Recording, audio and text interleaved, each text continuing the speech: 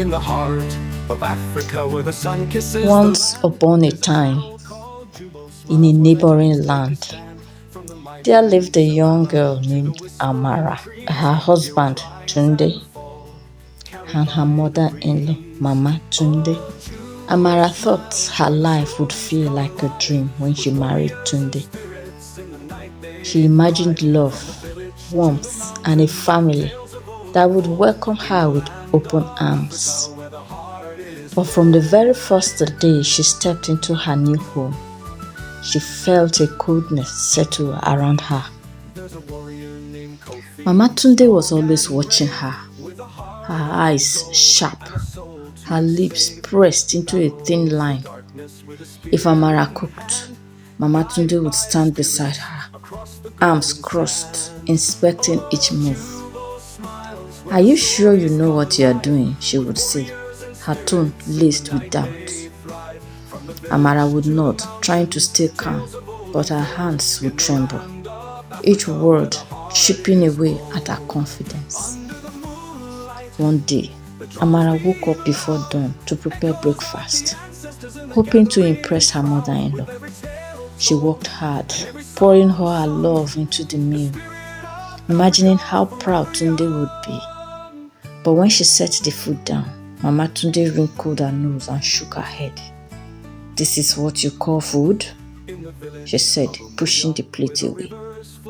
"Back in my day, we knew how to cook properly." Amara forced a smile, her heart aching. She had done her best, but it was never enough. Each day brought a new complaint. If she dressed up, Mama Tunde would say, "Are you trying to show off?" If she relaxed, Mama Tunde would huff, "Lazy girls make lazy wives." Amara started to feel like a stranger in her own skin. She stopped wearing her favorite clothes, dressing only in plain outfits Mama Tunde approved of. She avoided her friends, afraid Mama Tunde would see her as irresponsible. Each small sacrifice felt like a piece of herself slipping away. One evening, after a long day of chores and criticism, Amara sat alone in her room, feeling the weight of the past weeks pressed down on her. She thought of the woman she used to be, confident, full of laughter and alive. Now she felt like a shadow, moving through her own life unnoticed and unappreciated. The final blow came on Tunde's birthday. Amara had spent days planning a special dinner, decorating the house with soft lights, flowers, and everything she thought would make the evening unforgettable. But when Mama Tunde arrived, her face twisted with disapproval. "So much waste," she said loudly, glancing around at the decorations. "Is this how you plan to ruin my son's money?" Amara's hands shook as the guests stared. The festive atmosphere shattered. She felt tears burn at the back of her eyes, but she swallowed them, refusing to let herself break. Her throat tightened as she looked at Mama Tunde, feeling a surge of emotions she could barely contain.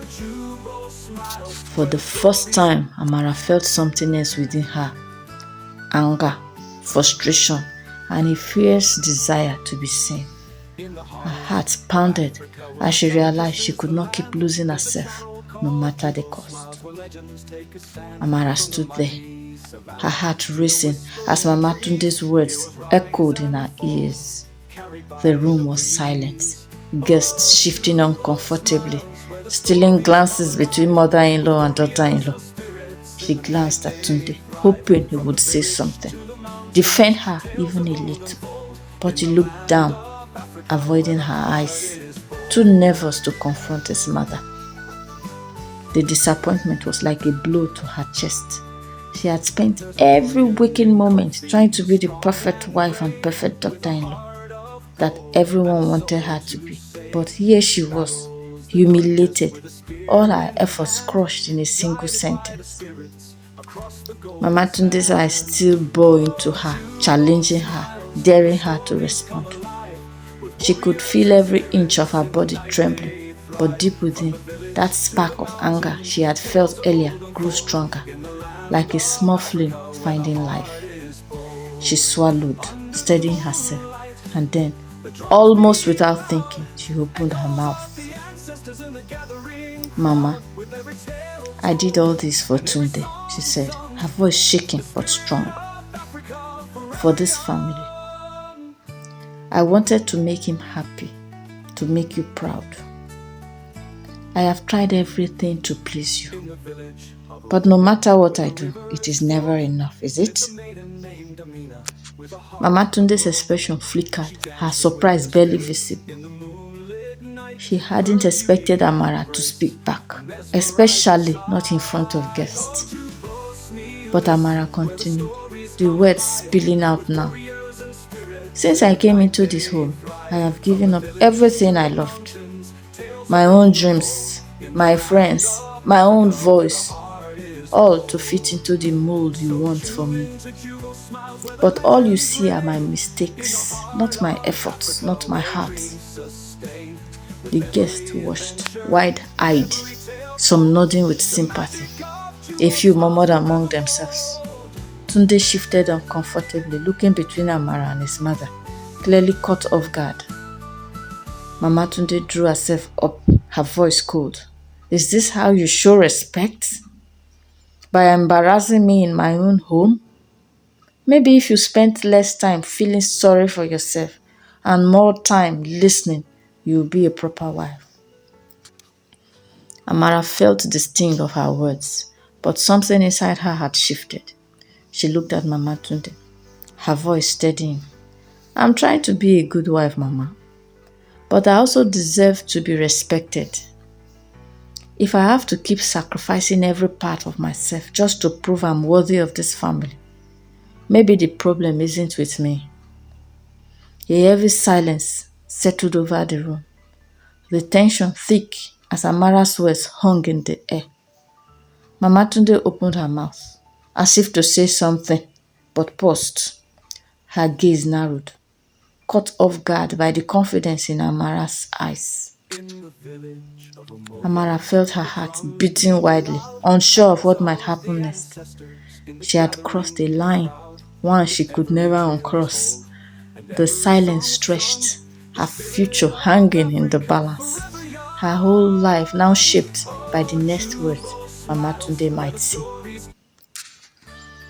Mama Tunde's eyes narrowed, her lips pressed tight, and Amara could see the shock and anger flickering in her expressions. She knew she had gone too far, but there was no taking it back. She couldn't keep living as a shadow in her own marriage, not with her own voice silenced and every dream crushed under the weight of her mother-in-law's expectations. Finally, Mama Tunde broke the silence, her voice dangerously low.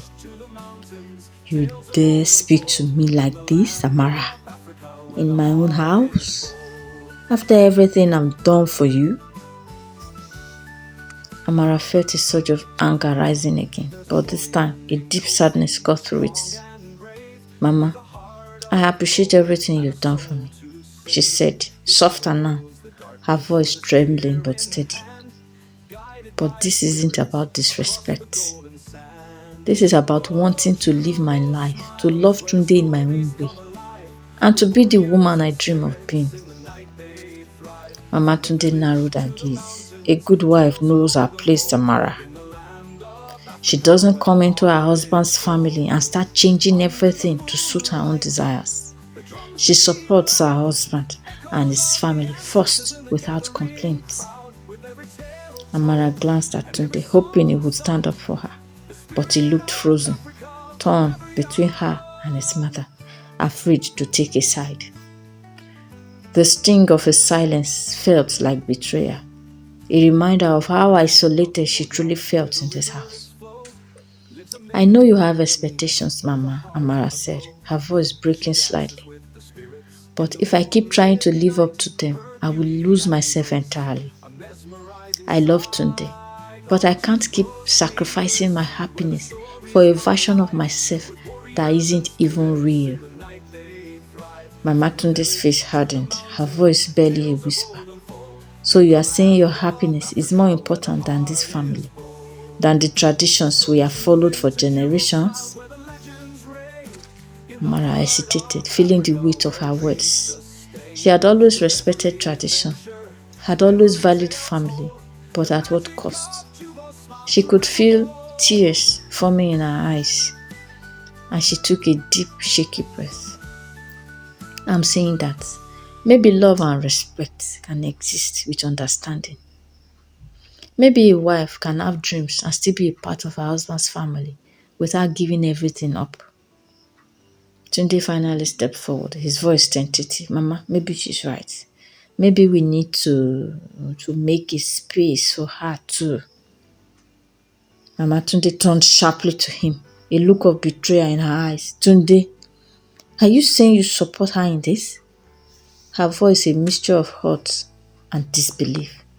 And for the first time, Amara saw vulnerability behind her fierce expression. Tunde shifted, looking uncertain but resolute. I'm saying that I love her, Mama, and I want us to be happy together. He glanced at Amara, his expression softening. She deserves to be seen and heard in this family.